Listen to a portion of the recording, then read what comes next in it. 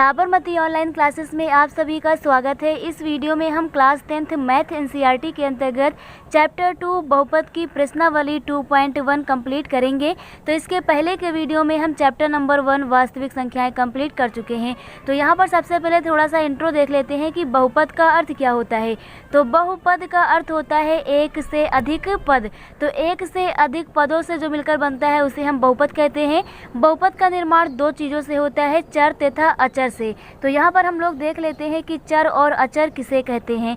तो चर जो हमारा होता है ये हमारा अल्फ़ाबेट होता है, जैसे ए हो गया, बी हो गया, एक्स हो गया, वाई हो गया, यू हो गया, वी हो गया, जेड हो गया, टी हो गया। इसी प्रकार से जितने भी हमारे अल्फ़ाबेट होते हैं, ABCD के जो हमारे लेटर होते हैं, इनको हम लोग चर बोलते हैं। और अगर हम बात करें अचर की, तो अचर हमारा संख्यात्मक मान होता है। इसमें नंबर आते हैं, संख्या आती है, जैसे 1 हो गया, 2 हो गया, 3 हो गया। इसी प्रकार से अन्य संख्याएं भी आती हैं, 1/2 हो गया, √3 हो गया, √5 हो गया, 100, 200, 1000। इसी प्रकार से जितनी भी संख्याएं हमारी होती हैं ये हमारी अचर कहलाती हैं। तो चर और अचर ये दोनों मिलकर किसका निर्माण करते हैं? बहुपद का। तो बहुपद हम कब बोलेंगे? जब चर की राशि का घातांक जो होता है वो धनात्मक पूर्णांक हो। यानी जो हमें चर दिया गया हो, जैसे यहाँ x दिया गया है, तो इसका जो घात है वो धनात्मक पूर्णांक हो, जैसे यहाँ पर 2 दिया गया है, तो धनात्मक पूर्णांक होना चाहिए। दूसरी बात ये है कि पदों की संख्या निश्चित होनी चाहिए। अब ऐसा नहीं है कि यहाँ पर पदों की संख्या निश्चित नहीं, डॉट डॉट कर दिया गया तो वो हमारा बहुपद नहीं कहलाए। तीसरी शर्त ये है कि प्रत्येक पद में चर राशि का गुणांक वास्तविक संख्या हो। जो चर राशि है इसका यहाँ पर जो गुणांक आगे है ये वास्तविक संख्या होनी चाहिए, जैसे यहाँ पर 1 है, यहाँ पर 7 है, तो इस प्रकार से वास्तविक संख्या होनी चाहिए। तो आप लोगों को चर अचर भी क्लियर हो गया होगा। अब यहाँ पर देख लेते हैं बहुपद का शून्य, क्योंकि जो प्रश्नावली 2.1 है इसमें हमें शून्य ज्ञात करना है। तो चर की अधिकतम घात शून्य की संख्या कहलाती है। यानी शून्य की संख्या कितनी होगी? तो जितनी चर की अधिकतम घात होगी वही शून्य की संख्या कहलाएगी। वहीं अगर हम बात करें शून्य का मान निकालने की, तो शून्य का मान निकालने के लिए जो बहुपद दिया गया होता है उसे हमें 0 के बराबर रखना होता है। तो चलिए प्रश्नावली 2.1 देखते हैं। प्रश्नावली 2.1 है हमारा कि किसी बहुपद px के लिए y बराबर px का ग्राफ नीचे आकृति 2.10 में दिया गया है। प्रत्येक स्थिति में px के शून्यकों की संख्या ज्ञात कीजिए। तो यहाँ पर ध्यान से देखिए, हमें शून्यकों की संख्या ज्ञात करनी है। यहाँ पर ग्राफ बनाया गया है, यहाँ पर हमारा पहले का फर्स्ट है, सेकेंड है, इसी प्रकार से यहाँ पर क्वेश्चन दिए गए हैं। तो यहाँ पर हम लोग नोट पॉइंट देखते हैं। नोट पॉइंट हमारा ये है कि x अक्ष में जितने कटान बिंदु यानी प्रतिच्छेद बिंदु होते हैं बहुपद के ग्राफ में उतने ही शून्यक होंगे।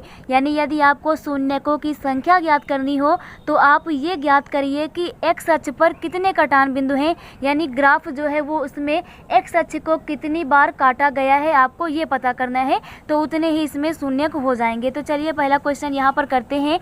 फर्स्ट का यहाँ पर पहला ग्राफ दिया गया है इस प्रकार से, और यहाँ पर देखिएगा ये हमारा x अक्ष होता है धनात्मक, ये वाली दिशा जो होती है x अक्ष की धनात्मक दिशा होती है, और ये वाला जो लाइन खींचा है आपको दिख रहा होगा ये x अक्ष की ऋणात्मक दिशा होती है। इसी प्रकार से ये हमारा y अक्ष का धनात्मक दिशा है, और नीचे जो दिखाया गया है y डैश ये हमारा y अक्ष का ऋणात्मक दिशा है। तो इस प्रकार से आप लोगों को यहाँ x अक्ष और माइनस x अक्ष, y अक्ष और माइनस y अक्ष क्लियर हो रहा होगा। अब यहाँ पर हमसे पूछा है शून्यकों की संख्या, तो हमें ये देखना है कि x अक्ष पर कटान बिंदु कहाँ पर है। तो टोटल ये हमारा x अक्ष है, तो इसमें जो कटान बिंदु हमें देखना है, तो x अक्ष की बात करें तो इसमें रेखा कहाँ दिखाई गई है? ये ऊपर दिखाई गई है, ये x अक्ष को कट नहीं कर रही है। तो ये रेखा यहाँ पर, ये वाली रेखा हमारी जो गई है ये x अक्ष को नहीं कट कर रही है, अर्थात यहाँ शून्य की संख्या शून्य है। तो यहाँ पर कोई भी शून्यक नहीं है। तो यहाँ पर इसका आंसर लिखते हैं। यहाँ पर हम लिखेंगे कोई शून्यक नहीं। क्या लिखा जाएगा? कोई शून्यक नहीं। तो इस प्रकार से पहले का फर्स्ट हमारा कंप्लीट हो जाता है। नेक्स्ट हम लोग फर्स्ट का सेकंड देखते हैं।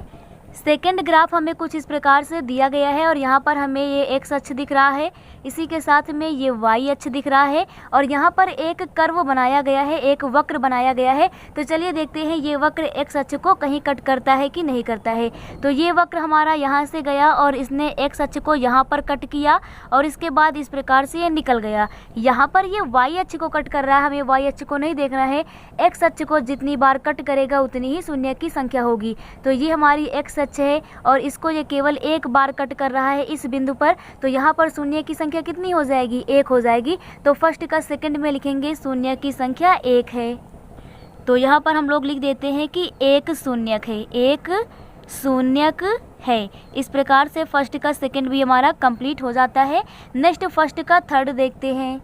तो यहाँ पर हमें ग्राफ में ये कर्व दिख रहा है, तो चलिए देखते हैं। ये कर्व यहाँ से गया, इसने एक्स अक्ष, ये वाली हमारी एक्स अक्ष होती है, ये वाला रेखा, तो इसने कर्व ने जो वक्र बनाया गया, इसने एक्स अक्ष को यहाँ काटा, तो 1 हमारा शून्यक हो गया। उसके बाद ये घूम करके फिर से यहाँ एक्स अक्ष को काटा, तो 2 हमारे शून्यक हो गए। इसके बाद ये ऊपर गया, हमें वाई अक्ष को नहीं देखना है, ये ऊपर गया, उसके बाद फिर नीचे आया और इसने एक्स अक्ष को फिर से यहाँ काटा। तो इस प्रकार से हम देखते हैं कि इस एक्स अक्ष को इस कर्व ने कितने बार काटा है, तो 1 2 3 3 बार काटा है, इसलिए शून्य की संख्या कितनी हो जाएगी, यहाँ पर 3 हो जाएगी। तो यहाँ पर लिखते हैं कि यहाँ शून्य की संख्या, यहाँ शून्य की संख्या 3 है। कितनी है, 3 है। इस प्रकार से यहाँ लिख देते हैं। आगे यहाँ पर हम लोग फर्स्ट का फोर्थ देखते हैं। तो इस प्रकार से यहाँ पर हमें ग्राफ दिखाया गया है। इस ग्राफ में हम कर्व को देखते हैं, तो ये हमारा कर्व दिखाया गया है और ये कर्व इस एक्स अक्ष को कितनी बार कट कर रहा है, तो एक बार यहाँ कट कर रहा है और एक बार यहाँ कट कर रहा है। तो इस प्रकार से ये जो वक्र है ये एक्स अक्ष को 2 बार कट कर रहा है, तो शून्य की संख्या कितनी हो जाएगी, 2 हो जाएगी। तो इस प्रकार से लिखते हैं। तो यहाँ पर हम लिखते हैं यहाँ शून्य की संख्या कितनी है, 2 है। तो इस प्रकार से हम लोग लिख देते हैं। नेक्स्ट फर्स्ट का यहाँ पर हम लोग 5th क्वेश्चन देखते हैं। तो 5th का इस प्रकार से हमें ग्राफ दिखाया गया है। तो यहाँ पर देखते हैं ये हमारी एक्स अक्ष की रेखा है।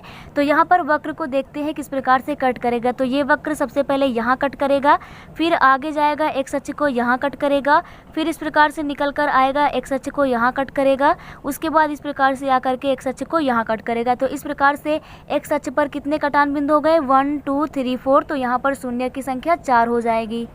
तो इस प्रकार से यहाँ 5वें में लिखते हैं यहाँ शून्य की संख्या कितनी है, 4 है। इस प्रकार से ये क्वेश्चन भी हमारा कंप्लीट हो जाता है।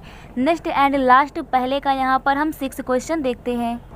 तो 6 का इस प्रकार से यहाँ पर ग्राफ दिया गया है। ये हमारी एक्स अक्ष हो जाएगी और यहाँ पर देखते हैं कि जो वक्र है ये एक्स अक्ष को किस प्रकार से कट कर रहा है। तो यहाँ से ये वक्र इस प्रकार से जाएगा, तो पहला तो यहाँ पर कट करेगा, उसके बाद ये कर्व आकर के एक्स अक्ष को यहाँ पर कट करेगा और उसके बाद ये आकर के यहाँ कट करेगा। तो इस प्रकार से इसमें कितने शून्यक हो जाएंगे, 3 शून्यक हमारे हो जाएंगे। तो यहाँ पर हम लिखते हैं यहाँ शून्यक की संख्या 3 है। कितनी है, 3 है। तो इस प्रकार से प्रश्नावली 2.1 हमारा कंप्लीट हो जाता है। नेक्स्ट वीडियो में हम प्रश्नावली 2.2 को कंप्लीट करेंगे। Thank you.